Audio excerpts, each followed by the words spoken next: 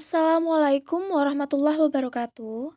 Kami dari kelompok 7, yakni Nurintan Safitri, Antonius Kedu Undada, dan Febrina Chandra Permata. Kami di sini akan mempresentasikan materi mengenai teori humanisme. Yang pertama, pengertian teori belajar humanisme. Dalam teori belajar humanisme, proses belajar harus berhulu dan bermuara pada manusia itu sendiri. Meskipun teori ini sangat menekankan pentingnya isi dari proses belajar, dalam kenyataan teori ini lebih banyak berbicara tentang pendidikan dan proses belajar dalam bentuknya yang paling ideal.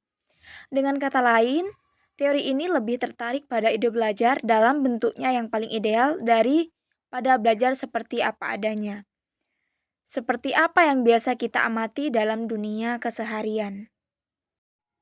Menurut teori humanisme, tujuan belajar adalah untuk memanusiakan manusia. Proses belajar dianggap berhasil jika si pelajar memahami lingkungannya dan dirinya sendiri. Siswa dalam proses belajarnya harus berusaha agar lambat laun ia pun mampu mencapai aktualisasi diri dengan sebaik-baiknya.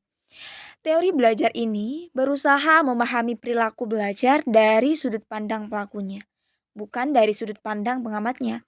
Tujuan utama para pendidik adalah membantu si siswa untuk mengembangkan dirinya, yaitu membantu masing-masing individu untuk mengenali diri mereka sendiri, sebagaimana manusia yang unik dan membantu dalam mewujudkan potensi-potensi yang ada dalam diri mereka.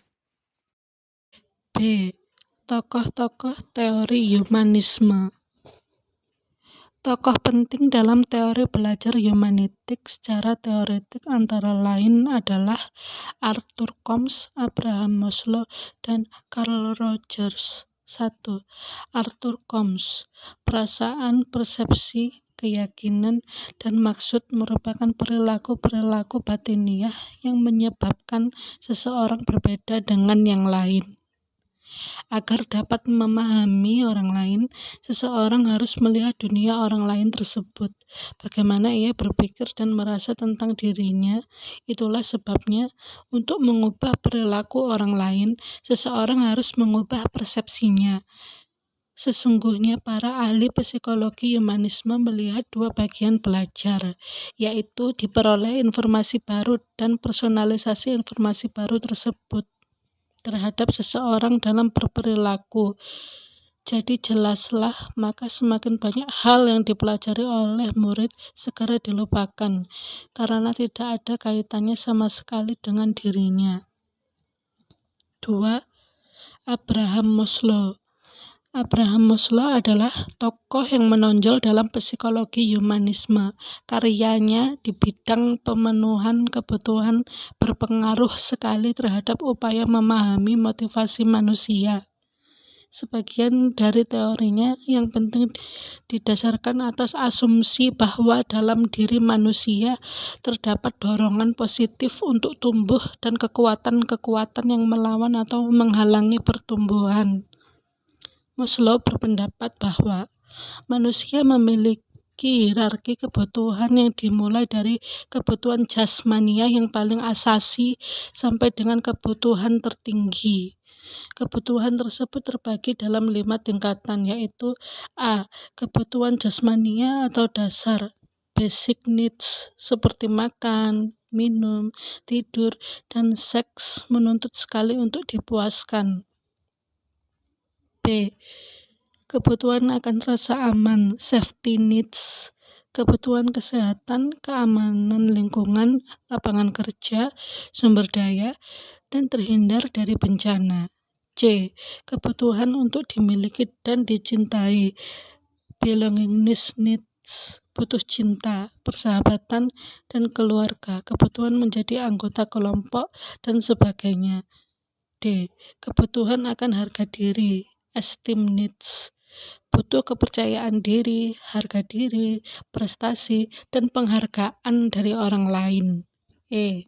Kebutuhan aktualisasi diri, self-actualization needs, moralitas, kreativitas, dan ekspresi diri. 3. Cheer R. Rogers. Metode yang diterapkan Rogers dalam psikoterapi awalnya disebut non-direktif atau terapi yang berpusat pada klien, client-centered therapy. Dan Poiner dan risetnya pada proses pendekatan terapi yang berpusat pada klien dari Rogers sebagai metode untuk memahami orang lain, menangani masalah-masalah gangguan emosional. Rogers berkeyakinan bahwa pandangan humanisme, holisme terhadap nilai-nilai kemanusiaan dalam teorinya. Klien diajak untuk memahami diri dan pada akhirnya menyadari untuk mengembangkan diri secara utuh dan lebih dapat menjadi dirinya sendiri. 5 sifat khas yang berfungsi sepenuhnya. Full human being. 1. Keterbukaan pada pengalaman. 2. Kehidupan eksistensial. 3. Kepercayaan terhadap organisme orang sendiri. 4. Perasaan bebas. 5. Kreativitas. Itu dia presentasi dari kami.